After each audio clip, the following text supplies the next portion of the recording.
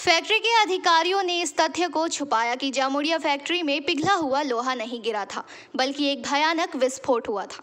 अस्पताल में गंभीर श्रमिकों से मिलने के दौरान उन्होंने श्रमिकों की सुरक्षा पर सवाल उठाए और फैक्ट्री के खिलाफ सवाल उठाए।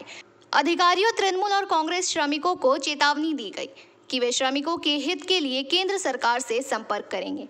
जामुड़िया स्थित एक निजी स्पंज आयरन फैक्ट्री में गुरुवार की रात पिघले लोहे से 6 मजदूर झुलस गए। रानीगंज के एक निजी अस्पताल में ले जाने के बाद एक व्यक्ति की मौत हो गई, बाकी 3 को झुलसी हालत में भर्ती कराया गया।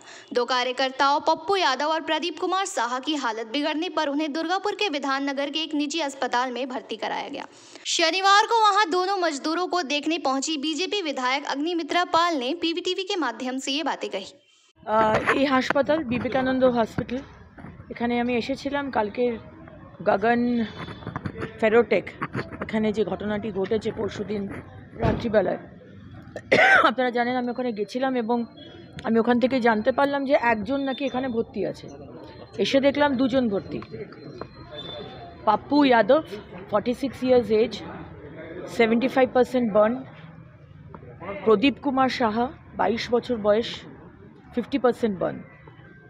দুজনের সাথেই কথা বলেছি, দুজনের সাথেই দেখা করেছি এবং যেটা জানতে পারলাম যে তাদেরকে শুধু হেলমেট দেওয়া হয়েছিল, তাদেরকে একটা চশমা দেওয়া হয়েছিল, কিন্তু না কোনো গ্লাভস, না কোনো জুতো, না কোনো পোশাক। একটা ল্যাপ গিয়ার না কি বললো, একটা কি দিয়েছে, ল্যাপ গিয়ার না এরকম কিছু একটা বললো, কিন্তু কোনো পোশাকও দেয়নি। আমি জিজ্ঞেস করলাম যে কেন দেওয়া হয়নি, বললো কয়েক মাস কাজ করলে সেটা দেওয়া হয়। পাপ্পু কথা বলার মতো অবস্থায় নেই, যার 75% বার্ন, এবং প্রদীপ যার 50% বার্ন, সেই কথাটা বলছিল। এবং একটা বিরাট ব্লাস্ট হয়েছে কালকে। ওখানকার প্রেসিডেন্ট, যিনি প্রেসিডেন্ট বলছিলেন, মিস্টার নিরঞ্জন গৌরীসারিয়া, তিনি যে কথাটি বললেন তার মানে সেটা মিথ্যে কথা। তিনি আমাকে ওখানে বললেন যে সামান্য মেটাল ছিটকেছে, গরম হয়ে গেলে ছিটকায়, সামান্য মেটাল ছিটকেছে, উনি এটা বলেছিলেন। মিস্টার নিরঞ্জন গৌরীসারিয়া, আপনাদের মাধ্যমে বলতে চাই, উনি মিথ্যে কথা বলেছেন।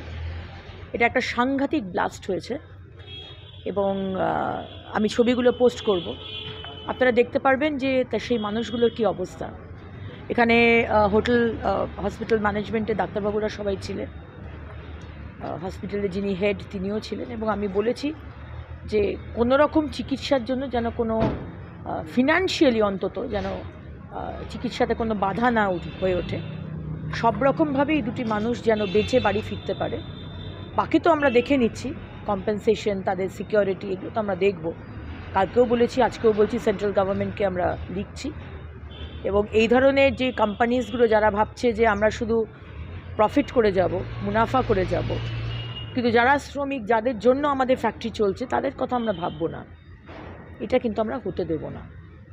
এবং যারা ইউনিয়নে রয়েছে ওখানে, আজকে আইএনটিইউসি, আইএনটিটিইউসি, আমি জানি না তারাও কি করছে, কি করে একটা শ্রমিক মাসের পর মাস সে বিনা মানে সেফটি গিয়ারে কাজ করতে পারে, এরকম একটা প্রিকেরিয়াস কন্ডিশনে, এরকম একটা বিশাল আগুন নিয়ে যেখানে কাজ হচ্ছে, এটা একটা আমার সত্যি চিন্তার বাইরে।